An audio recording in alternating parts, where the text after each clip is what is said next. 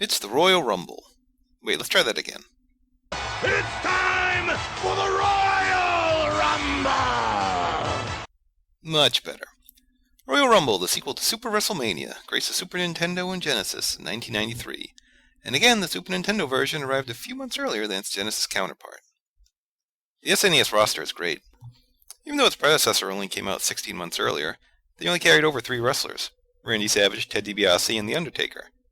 Newcomers included Yokozuna, Bret Hart, Ric Flair, Tatanka, Lex Luger, Razor Ramon, and Shawn Michaels. That may be one of my favorite video game rosters ever. I mean, yeah, later games had more wrestlers, but the 10 wrestlers here are pretty much all killer. I mean, early 90s Ric Flair is in the game. He's completely jacked and looks absolutely insane in his pre-match graphic. And yeah, no Hulk Hogan for I believe the first time ever. I had a lot of complaints about Super WrestleMania on the SNES, but to LJN's credit, they fixed all the problems and added some cool new features to boot. For example, instead of just exhibitions, they added a championship mode, your basic beat everyone else to win the game format. But instead of just for singles matches, you could do it for tag teams too. Plus, with a 2-player option, you and a friend could team up and try to beat the game. You could also spend hours thinking up tag team names for every possible combination. Not that I ever did that, though. The presentation is largely unchanged. It looks like they carried over a lot from Super WrestleMania. The grunts and groans are the same, and a weird fact are actually credited to Tony Chimmel and Mike Chioda in the credits. Same with the gameplay. If you played Super WrestleMania, you could dive into this no problem.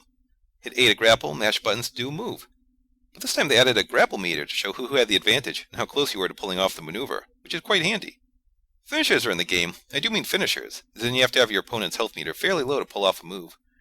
They also added eye gouging and choking, but we'll get to those in a second. Anyway, you have your standard single and tag, as well as a 6-man tag match, or 3-man tag as it's called here. To jazz it up, they added a brawl feature, which basically means there's no ref and no countouts, and the only way to win is to drain your opponent of their energy. Once their meter is empty, the match is over. It's fun to, well, brawl for an extended period of time outside the ring. But I've had these crazy out-of-control matches end on an eye rake.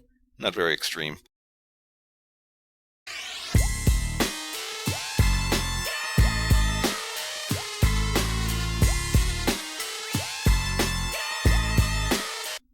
Sadly, the brawl tag matches aren't done tornado style. Your partner will still stand on the apron. 4 or even 6 guys fighting in the ring at the same time would have been epic. As the name of the game states, they added a Royal Rumble match, and it's really well done. You start as one of 2 wrestlers in the ring, and other wrestlers will join in rapid fashion, until there's a max of 6 at a time. You have to throw your opponent over the top, and the only way to do this is to wear them down, at which point you can heave them out by hip-tossing them, throwing them out via an atomic drop. If you time it right, you can send a healthy opponent into the ropes and hip-toss them out, clearing the ring in no time. Best of all, after the match, the game actually tracks stats, showing who came in when and who they tossed out. That's awesome. I pointed out how they instituted eye gouging and choking, which are illegal moves, so you can only do them in settings like the Royal Rumble and Brawls.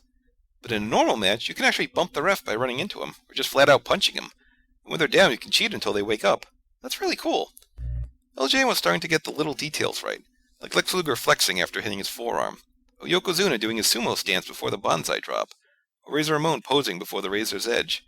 And when you beat the game, your wrestlers get their picture on the cover of WWF magazine.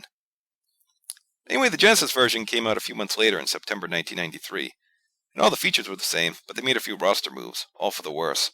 Gone were Flair, Perfect, Yoko, DiBiase, and Tatanka. In were Hulk Hogan, Jim Duggan, Rick Martel, Papa Shango, and IRS. I actually bought this version of the game, and while I enjoyed it a lot, I greatly envy those with the SNES version. Look, I get taking Flair out, he left in early 93, but Tatanka and Yokozuna were pushed all year. Plus, by the time the game came out, Hogan, Duggan, and Shango were already done with the company. IRS hung around for a few more years, but outside of Bo Rotunda and Husky Harris, no one was buying the game for him.